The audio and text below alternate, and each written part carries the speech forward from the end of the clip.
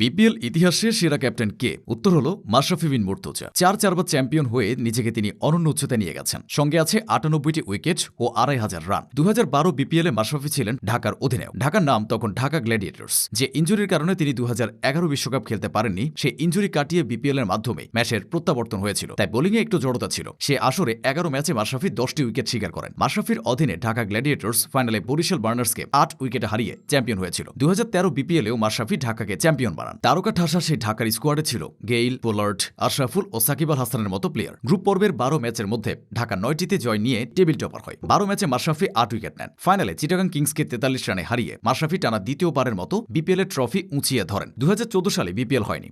ও রাজনৈতিক ইস্যুতে দেশ তখন টালমাটাল ছিল। ২০১৫ সালে ম্যাচের ঠিকানা হয় কুমিল্লা ভিক্টোরিয়ান্স। সেবারে কুমিল্লা প্রথম বিপিএলে যোগ দিয়েছিল। কুমিল্লার নেতা হিসেবে বল হাতে মাশরাফি মাত্র ৫ উইকেট পেয়েছিলেন। সেবার গ্রুপ পর্বে কুমিল্লার টেবিল টপার হয়ে কোয়ালিফায়ার যায়। প্রথম কোয়ালিফায়ারে রংপুরকে মাত্র ৭৫ রানে অল আউট করে কুমিল্লা ফাইনালে চলে যায়। মাশরাফি ১৩ রান দিয়ে ২ উইকেট নিয়েছিলেন। ফাইনালে বরিশালকে হারিয়ে মাশরাফি তৃতীয়বারের মতো বিপিএল এর শিরোপা জেতে। ২০২৬ সালে মাশরাফি কুমিল্লাতেই থাকেন। ১২ ম্যাচে ১৩টি উইকেট নিয়েও দলকে চ্যাম্পিয়ন বানাতে পারেননি। গ্রুপ পর্বে ৭ দলের মধ্যে কুমিল্লা ষষ্ঠ স্থানে থেকে টুর্নামেন্ট থেকে বিদায় নেয়। সে বছর বিদেশি খেলোয়াড়দের কাছ থেকে কুমিল্লা প্রত্যাশা মতো সার্ভিস পায়নি। মাশরাফির সাবেক দল ঢাকা সেবার চ্যাম্পিয়ন হয়। ২০১৭ সালে মাশরাফির আক্ষেপ পূরণ হয়ে যায়। রংপুরে যোগ দিয়ে তিনি চতুর্থবার বিপিএল শিরোপা জেতেন। রংপুরের সেই দলটাকে বিপিএল ইতিহাসের সেরা দল বললেও ভুল হবে না। বল হাতে মাশরাফি ১৫ উইকেট পেয়েছিলেন। এই আসরে মাশরাফি নিজেকে ব্যাটিং অর্ডারে প্রমোট করে সবাইকে অবাক করে দেন। চিটাগাং ভাইকিংসের বিপক্ষে তিনি ৩ নম্বরে ব্যাটিং করতে নেমে মাত্র ১৭ বলে ৪২ রানের এক বিধ্বংসী ইনিংস খেলেন। পুরো টুর্নামেন্টে তিনি ১৩৬ রান করেন। এছাড়া ২০১৭ বিপিএল এর এই আসরে মাশরাফির সঙ্গে পেসার সুভাশিস রায়ের কথা কাটাকাটি হয়েছিল। এ কারণে সুভাশিসের ক্যারিয়ার লম্বা হয়নি বলে অনেকে ধারণা করেন। এই আসরে রংপুরের টপ অর্ডারে ছিল